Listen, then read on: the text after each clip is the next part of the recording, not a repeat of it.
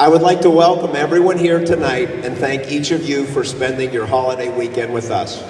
You are the people who are the most important to Katie and Brian and with whom they've chosen to spend their most important day with. As you know, a lot goes into preparing for an extraordinary event. First, I would like to thank Father Don and Margaret for creating the perfect wedding ceremony.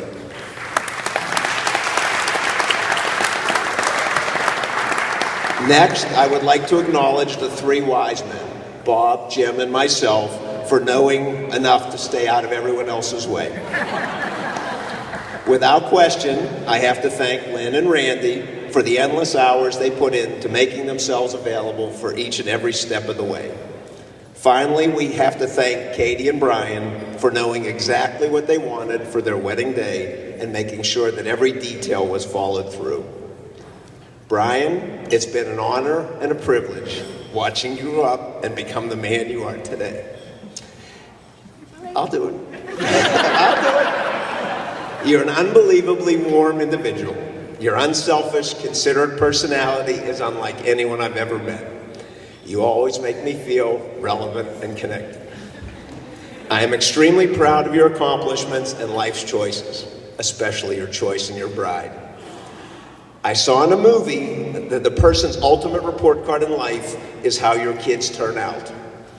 I am incredibly proud of my three boys.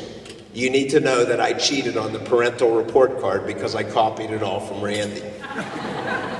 In my mind, my report card just went from an A to an A+ today with the addition of Katie. Katie, you are such a beautiful, bright, caring, and competent woman. You set your goals, you work hard, and you always achieve outstanding results. Most of all, you make my kid pretty damn happy. I am so looking forward to the combining of our families and the many wonderful times that we will share. We all hope that you have a wonderful time tonight, and lastly, I'd like to toast the bride and groom to a long and happy life for Katie and Brian. I love you both.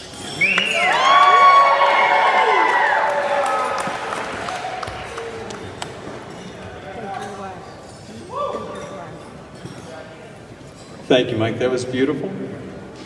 And just as a caveat, my girls used to laugh at me when I used to cry like a baby watching Father of the Bride 1 and 2.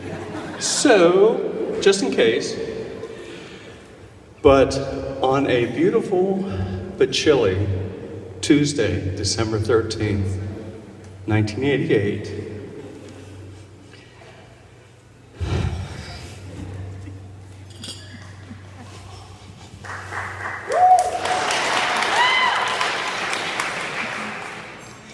a beautiful girl was born.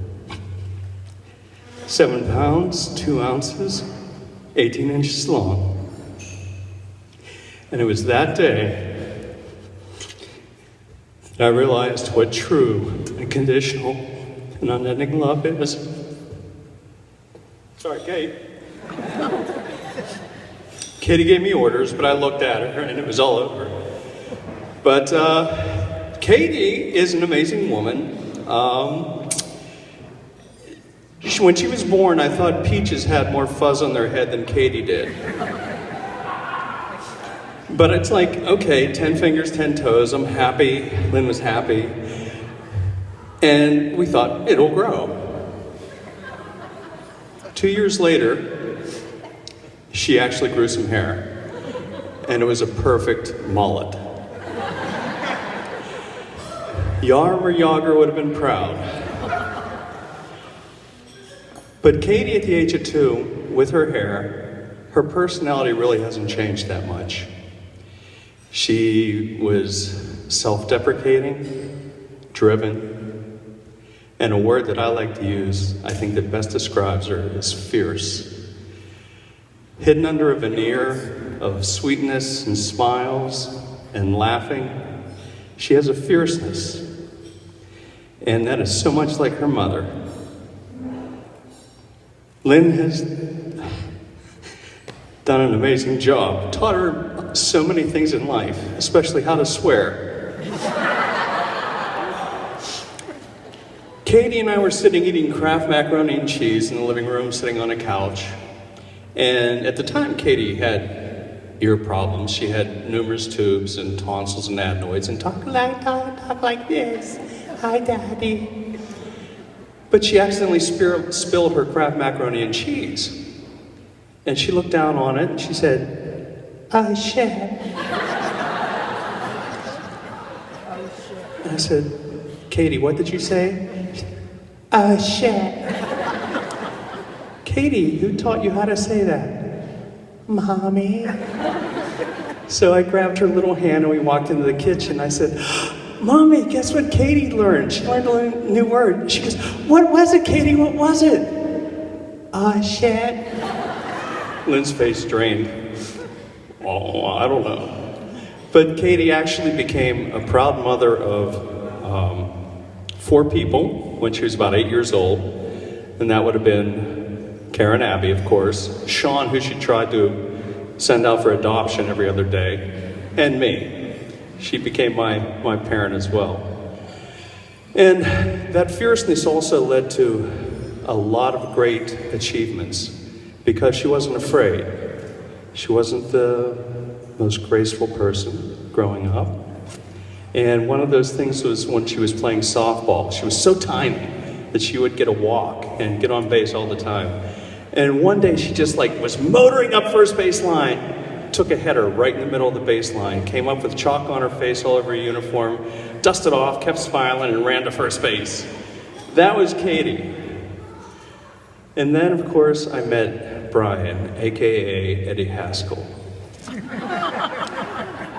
Junior year, went to the girls' apartment, made a seafood Alfredo meal, and of course, Brian was there and PJ. I knew something was up. Eddie Haskell got his name for the right reasons. He was way too polite.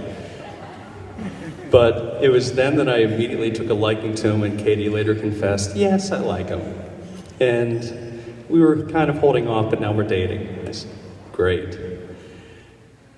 And just like that day, Tuesday, December 13th, 1988, how that brought us all such great joy.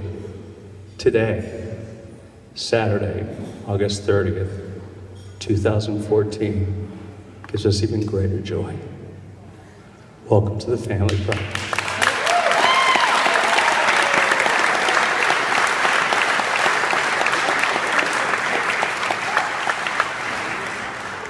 Yeah, he wants to leave now. Is he allowed to leave?